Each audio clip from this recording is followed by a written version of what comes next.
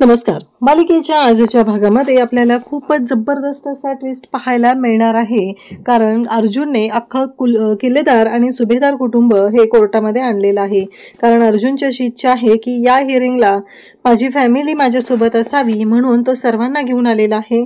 तर इकडे प्रतिमा जेव्हा आता महिपतला पाहते तेव्हा तिला 20 वर्षापूर्वीच्या भूतकाळाची जाणीव होत आहे. तो तिला आठवत आहे आणि तिची मेमरी जी आहे ती परत आलेली आहे. हे सगळं आपल्याला पाहायला मिळणार आहे. हे सगळं कशा पद्धतीने होणार आहे त्यासाठी प्रेक्षकांनो हा व्हिडिओ शेवटपर्यंत पहा. त्यानंतर प्रतिमाची जी रिॲक्शन असणार आहे त्यामुळे सगळं काय होणार त्यासाठी हा व्हिडिओ शेवटपर्यंत पहा. त्याचबरोबर चॅनलवरती नवीन असाल तर चॅनलला सबस्क्राईब करा, व्हिडिओला लाईक करा. जेव्हा महिपत हा प्रतिमाच्या समोर आहे तेव्हा प्रतिमाला त्या गोष्टी आठवू लागलेल्या आहेत की नक्की काय झालेलं होतं. महिपत म्हणत असतो, तुला वर यायचंय का, बघ बघ बघ मी काय करतो, असं म्हणत महिपतने तिच्या तोंडावरती जळकं लाकूड मारलेलं असतं. आणि जेव्हा ते जळकं लाकूड प्रतिमाला लागतं तेव्हा तिला सुद्धा त्रास होऊ लागलेला असतो या सर्व गोष्टींचा. आणि ते सगळं प्रतिमाला आठवत असतं कारण तिला त्या गोष्टीमुळे पॅनिक अटॅक आलेला असतो. आणि प्रतिमाची जी अवस्था असते ती खूपच बिकट होते. महिपत समोर असतो आणि महिपत तिच्या अंगावर धावून येतोय असं तिला जाणवत असतं. जेव्हा या सगळ्या गोष्टी घडत असतात तेव्हा मात्र रविराज तिथे धावत जातात आणि नागराजला हे सगळं कळलेलं असतं. आणि नागराज महिपतला तिथून लवकर निघून जा असं खुणावून सांगत असतो. तेव्हा प्रतिमा आता खाली कोसळलेली असते.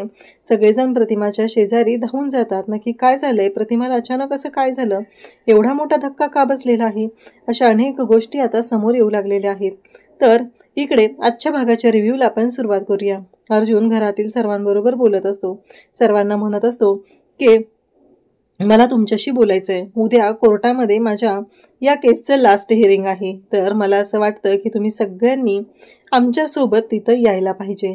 तेव्हा मात्र घरातले सगळेजण म्हणत असतात, पण का अर्जुन, म्हणजे याच्या आधी कधी असं तू बोललेला नव्हता, पण अचानक आता तुला असं का वाटत आहे, असं बोलणं सुरू झालेलं असतं. तेव्हा मात्र अर्जुन म्हणत असतो की खरंच उद्याची हिअरिंग ही माझ्यासाठी खूप महत्त्वाची आहे आणि म्हणूनच तुम्ही सगळ्यांनी माझ्याबरोबर यावं. तेव्हा घरातले सगळेजण तयार होतात. प्रियाला मात्र धक्का बसलेला असतो की हे सगळं काय आहे. आणि त्याचबरोबर हे सगळं जेव्हा घडत असतं तेव्हा मात्र सगळेजण तिथं पाहत असतात. आणि त्याचबरोबर इकडे आपल्याला पाहायला मिळतं की अर्जुन जो आहे तो आता एका व्यक्तीला भेटायला येतो. कारण अर्जुनने सांगितलेलं असतं चैतन्याला की तू ते रिपोर्ट घेऊन तिकडे ये, फिंगरप्रिंटचे, मी एका व्यक्तीला भेटायला जात आहे.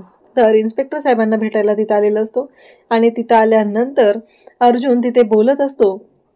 तेव्हा मात्र तो जो गुंडा आहे महिपतचा, जो महिपतची कामं करत असतो पैसे पोहोचवण्याची वगैरे, त्याला आता इन्स्पेक्टर साहेबांनी ताब्यात घेतलेलं असतं, इन्स्पेक्टर सावंतांनी. इन्स्पेक्टर सावंत म्हणतात, मागील काही दिवसांपासून मी याच्यावरती बारीक लक्ष ठेवून होतो आणि आज फायनली हा माझ्या ताब्यात आलेला आहे. इन्स्पेक्टर सावंत हे सगळं बोलत असतात. तेव्हा मात्र अर्जुन म्हणत असतो की ओके, पण याला तुम्ही तुमच्याकडेच ठेवा, कोणालाही ही बातमी लीक होऊ देऊ नका. आणि त्याचबरोबर हे सगळं जे काय आहे ना ते अशा पद्धतीने झालं पाहिजे असं तो सांगत असतो. उद्या कोर्टामध्ये ऐन वेळी याला तिथे घेऊन यायचं आहे. इकडे आता दामिनी आणि महिपत दोघंही बोलत असतात. दामिनी बोलत असते, दामिनी म्हणत असते की काहीही झालं तरीही आत्ता महत्त्वाची गोष्ट आहे ती म्हणजे तुम्ही ह्या सर्व गोष्टी लपवलेल्या होत्या. तुमच्या दोघांच्या लपवालपवीच्या खेळामुळे हे सगळं झालेलं आहे असं दामिनी बोलत असते. तेव्हा मात्र महिपत म्हणत असतो, पण आता तुम्ही मला काल जे बोललात की हे वाटतं तेवढं सोपं नाहीये. तेव्हा मात्र इकडे दामिनी म्हणत असते की तुम्ही जी लपवालपवी केले त्यामुळे हे सगळं झालेलं आहे. जर तुम्ही सगळ्या गोष्टी मी सांगत होते त्या पद्धतीने ऐकल्या असत्या तर ही वेळ आज आली नसती असं दामिनीने स्पष्टपणे सांगितलेलं असतं. तेव्हा मात्र आता दामिनी म्हणत असते की आता त्या अर्जुनच्या हाती नक्की काय असणार आहे, नक्की कोणता पुरावा शेवटच्या क्षणी तो घेऊन येणार आहे, या कोणत्याच गोष्टींचा आता इथे अर्थ लागत नाहीये असं दामिनीचं म्हणणं आहे. तेव्हा इकडे महिपत म्हणत असतो, म्हणजे तुम्हाला नक्की काय म्हणायचंय. तेव्हा दामिनी म्हणते की आता आपल्याला एक गोष्ट करायची आहे. अर्जुनने काही का करेना कोर्टामध्ये, आपण मात्र एक गोष्ट करायची आणि ती म्हणजे की आपण बळीचा बकरा बनवायचा. तेव्हा महिपत म्हणतो म्हणजे. तेव्हा दामिनी सांगू लागते की कसं आहे, साक्षीच्या भोवती जो फास आवळला जातोय तो आपण अलगद उचलायचा आणि दुसऱ्या कोणाच्या तरी गळ्यात घालायचा. महिपत म्हणतो, नीट सांगा, मला कळत नाही दामिनीबाई. दामिनी मग सांगायला सुरुवात करते. दामिनी म्हणत असते की कसं आहे माहितीये का प्रिया, प्रिया आहे ना, तिला आपण बळीचा बकरा बनवूया. अर्जुनने काय स्टेटमेंट देतोय, नक्की कोर्टामध्ये काय करतोय, त्यावेळी नेमकं आपण काय करायचं? तो जो फास आहे तो अलगद उचलायचा आणि प्रियाच्या गळ्याभोवती आवळायचा. कारण प्रियाने जी काही नाटकं केलेली आहेत ती आपल्याला तर माहितीच आहेत. महिपत म्हणतो अगदी बरोबर, असंही तिचा काही उपयोग नाही कोणाला, भुईला भारच आहे नुसती, खायला कारण भुईला भार, असं महिपत प्रियाच्या बद्दल बोलत असतो. अजूनही दामिनीपर्यंत ती गोष्ट कळलेली नाहीये की प्रिया नक्की कोण आहे.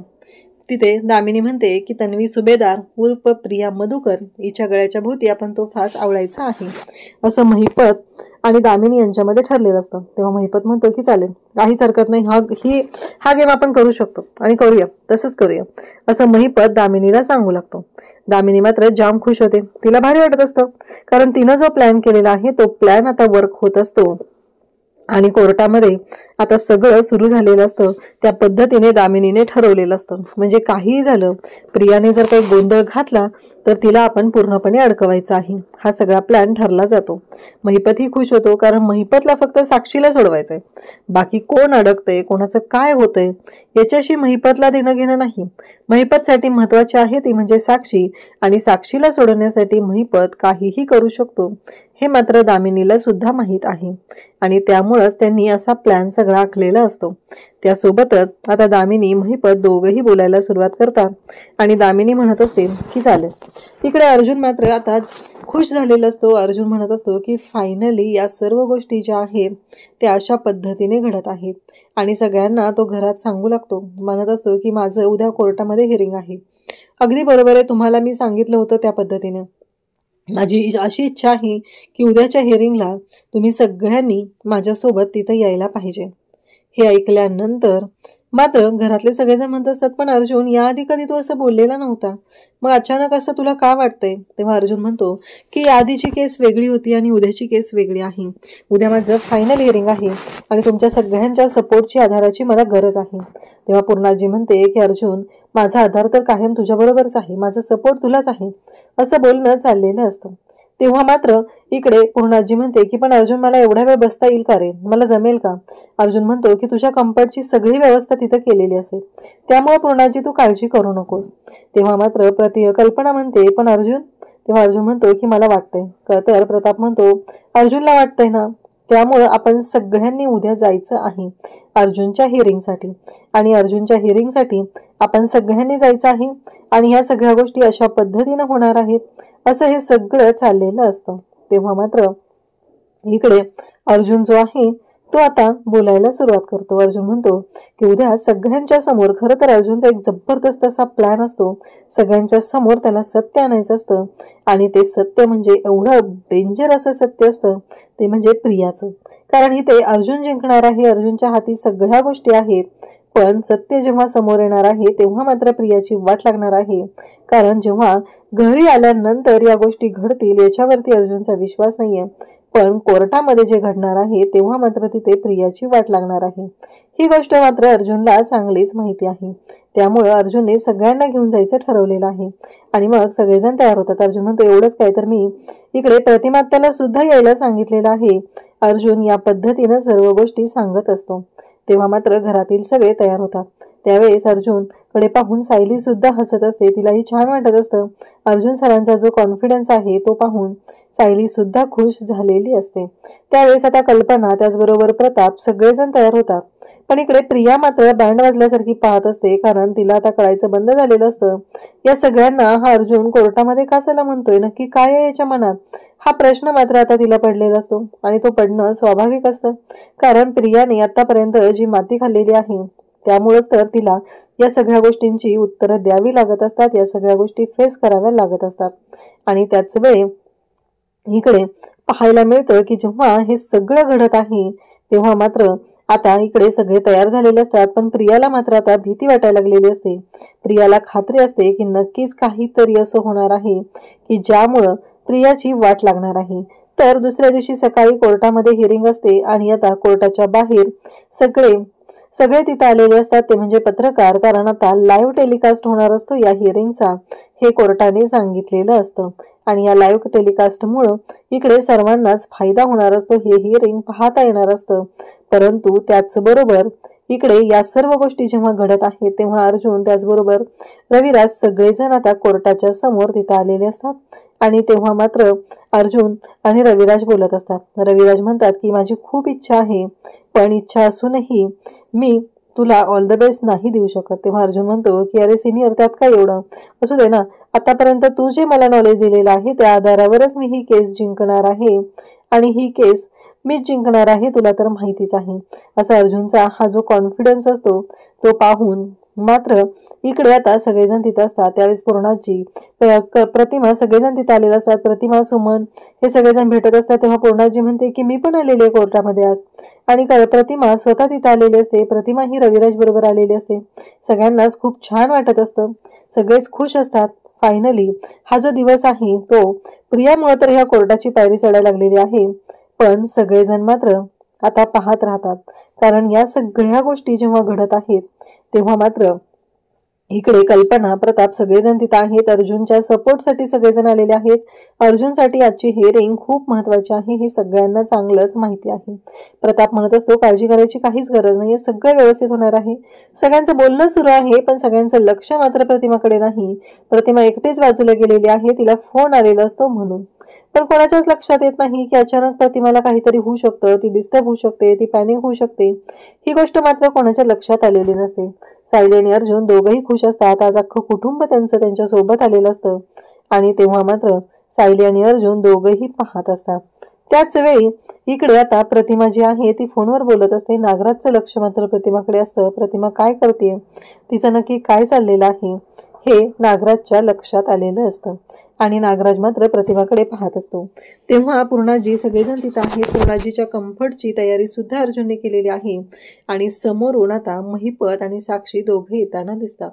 आणि ऑब्व्हियसली आता ते विरोधी पक्ष आहे त्यांचा, तर ते येणारच आहेत हे कोर्टात अर्जुनला त्याचबरोबर सगळ्यांना माहिती होतं. आणि प्रतिमाचं लक्ष मात्र तिकडे साक्षीकडे जातं. प्रतिमा ही साक्षीकडे पाहू लागते आणि प्रतिमाला खूप मोठा धक्का बसतो. प्रतिमाला आठवू लागतं की जे काही घडलेलं होतं ते सगळं प्रतिमाच्या डोळ्यासमोर येऊ लागतं. आणि तेव्हा मात्र प्रतिमा पाहू लागते आणि महिपतकडे ती पाहत असते. तिला भूतकाळ आठवायला लागलेला असतो. 20 वर्षापूर्वी ह्या महिपतने तिला दरीत ढकललेलं होतं. जेव्हा तिला बाहेर काढायची वेळ आलेली होती, ती मदत मागत होती, तेव्हा याच महिपतने तिच्या तोंडावरती जळकं लाकूड मारलेलं होतं. ही गोष्ट प्रतिमाला आठवलेली असते. आणि खरं तर आता खूप मोठी गोष्ट समोर येत आहे. प्रतिमा मात्र पाहत असते, सगळं तिच्या डोळ्यासमोरून फिरत असतं, तिला सगळ्या गोष्टी जाणवत असतात. आणि प्रतिमा मात्र अगदी टक लावून तिथं पाहत असते. तिला कळायचं बंद झालेलं असतं की हे सगळं काय घडतंय, हे सगळं कशामुळे घडतंय, हा प्रश्न मात्र तिला पडलेला असतो.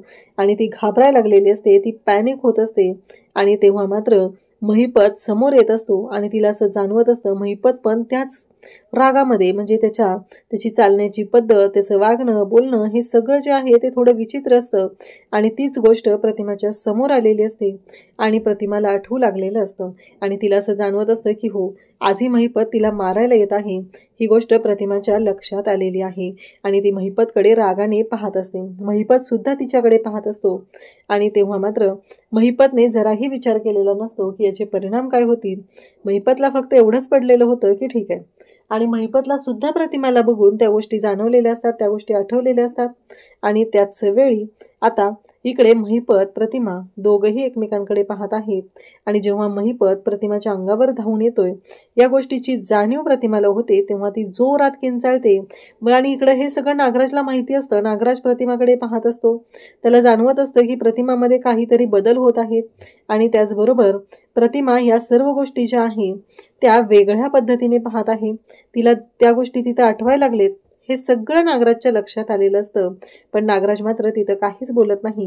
नागराज म्हणतो की काय झालं वहिनी, वहिनी काय झालं, असं म्हणत नागराज हा प्रतिमाच्या जवळ जाऊ लागतो आणि तिला त्या सगळ्यातून बाहेर काढण्यासाठी सगळ्यांची मदत करतोय असं तो दाखवत असतो. पण घडत असतं ते मात्र वेगळंच. आणि त्याचबरोबर इकडे नागराज हा सगळ्यांना सांगू लागतो की हो, अलीकडे ना वहिनीची तब्येत अशीच बिघडत असते, तिला असंच काही ना काही सारखं होत असतं आणि असेच तिला भास होत असतात आणि एवढीच ती पॅनिक होत असते. सायली मात्र धावत गेलेली असते प्रतिमाची मदत करण्यासाठी, कारण प्रतिमा ला जो पॅनिक अटॅक आलेला आहे तो कशामुळे आलेला आहे ही गोष्ट मात्र तेवढीच धोकादायक असते. सगळेजण प्रतिमाकडे येतात आणि अर्जुन त्याचबरोबर प्रतिमा घाबरलेली आहे. सायलीने प्रतिमाचा हात हातात घट्ट पकडलेला आहे आणि तेव्हा मात्र सायली जी आहे ती प्रतिमाकडे पाहत असते आणि अर्जुन त्याचबरोबर घरातील सगळेजण तिथं असतात. अचानक काय झालं? अर्जुन म्हणतो, सॉरी, मी माझ्यासाठी बोलवलं, पण प्रतिमा त्याला असा त्रास होईल असं मला वाटलं नव्हतं, असं अर्जुन बोलायला सुरुवात करतो. सगळेजण म्हणत असतात की ठीक आहे. प्रतिमाला सगळे म्हणत असतात की आता घरी गेलं पाहिजे. रविराज म्हणतात की मला असं वाटतंय की मी प्रतिमाला घेऊन घरी गेलं पाहिजे, पण तन्वीचा वकील यामुळं मला आजच्या हिअरिंगला इथं थांबावं लागणार आहे. मग इकडे अस्मिता म्हणते की माझीच तब्येत ठीक नसते त्यामुळे मीही जाऊ शकत नाहीये. आणि मग प्रिया म्हणत असते, आई मी आले असते तुझ्यासोबत ग, पण कसं आहे माहिती आहे का, मला या हिअरिंगला या केसला थांबणं गरजेचं आहे ना, असं प्रिया बोलून दाखवते. तेव्हा मात्र सायली म्हणते की काही गरज नाहीये, मी जाते प्रतिमात्याबरोबर. सायलीच्या पुढे दोन गोष्टी आहेत, एक म्हणजे मधुभाऊंना सपोर्ट करणं आणि आता प्रतिमाची जी अवस्था झालेली आहे त्या अवस्थेतून प्रतिमाला सायलीच बाहेर काढू शकते. त्यामुळे सायलीने निर्णय घेतलेला असतो की हो, मी जायला तयार आहे. आणि तेव्हा मात्र इकडे सायली जी आहे ती या पद्धतीने विचार करते आणि तिने जाण्याचा निर्णय घेतलेला असतो. तेव्हा मात्र इकडे प्रताप म्हणू लागतो की अगं सायली, इतके दिवस झालं तू असं का विचार करते सांग बरं. मला सांग की इतके दिवस झालं या सर्व गोष्टी घडत होत्या, परंतु हे सगळं जे काही आहे ना ते असं होईल असं वाटलं नव्हतं ना, मग असा विचार नको ना करूस तू, असं प्रताप सांगतो. कारण तू इथं थांबणं गरजेचं आहे हे प्रतापचं म्हणणं असतं. आणि तेव्हा मात्र इकडे सायली जी आहे ती या सगळ्या गोष्टी अशा पद्धतीने बोलत असते. म्हणजे सायलीने क्षणाचाही विचार न करता डायरेक्ट निर्णय घेतलेला असतो आणि तो म्हणजेच की मी घरी जायला तयार आहे. इकडे प्रिया म्हणालेली असते की नाही मी गेली असते पण हिअरिंग आहे. सायली म्हणत असते की मधुभाऊंना आज माझी गरज आहे, पण प्रतिमात्यांना सुद्धा गरज आहे, म्हणून मी प्रतिमात्यासोबत जायला तयार आहे. पण प्रतापने मात्र हे शांत केलेलं असतं आणि अश्विन म्हणालेलं असतो की आज डॉक्टर म्हणून मी प्रतिमात्यासोबत असणं गरजेचं आहे, त्यामुळं मी प्रतिमात्यासोबत जाणार आहे, कोणीही जायची गरज नाही. आता कोर्टाच्या हिअरिंगला सुरुवात होते आणि जज साहेब जे आहेत ते ओपनिंग स्टेटमेंट द्यायला सांगतात. ओपनिंग स्टेटमेंट असतं ते म्हणजे दामिनीचं. दामिनी म्हणते की जज साहेब, ही ओपन अँड शट केस आहे. म्हणजे विचार करा ना, ॲडव्होकेट अर्जुन सुभेदार हे प्रत्येक वेळेस इथे कोर्टाचा वेळ वाया घालवत आहेत आणि काहीतरी खोटं नाटक कोर्टाला सांगत आहेत. तेव्हा मात्र इकडे हे सगळं जेव्हा चालू असतं तेव्हा अर्जुन शांतपणे सगळं ऐकत असतो. कारण अर्जुनकडे अशा गोष्टी असतात की ज्यामुळं विचारही करू शकणार नाही. त्याचबरोबर इकडे पाहायला मिळतं की अर्जुन, प्रिया आणि रविराज. आता अर्जुन म्हणतो की कसं आहे, अर्जुनला आता ओपनिंग स्टेटमेंट द्यायचं असतं आणि इकडे ओपनिंग स्टेटमेंटमध्ये दामिनीने तर स्पष्टपणे सांगितलेलं असतं की मी जी आहे ती ही ओपन अँड शट केस आहे, लवकरात लवकर मधुकर पाटील यांना जन्मठेपेची शिक्षा द्यावी. कारण एक साधी सिंपल गोष्ट होती, त्यांच्या आश्रमाची जागा घेण्यासाठी एक उद्योजिका साक्षी शिकरे तिथे गेली आणि त्या गोष्टीचा त्यांनी फायदा घेतला आणि तिला या खुनाच्या केसमध्ये अडकवलेलं आहे. त्यामुळं त्यांना जन्मठेपेची शिक्षा द्यावी आणि माझी अशील जी आहे साक्षी शिकरे हिला तुम्ही लवकरात लवकर तिची निर्दोष मुक्तता करावी. तेव्हा मात्र दामिनीने हे बोलून झालेलं असतं आणि आता मधुभाऊ हे खुनी आहेत, त्यांनी अगदी शितापीने शांतपणे ह्या सर्व गोष्टी केलेल्या आहेत. यामध्ये त्यांचे काही पार्टनर सुद्धा असू शकतात.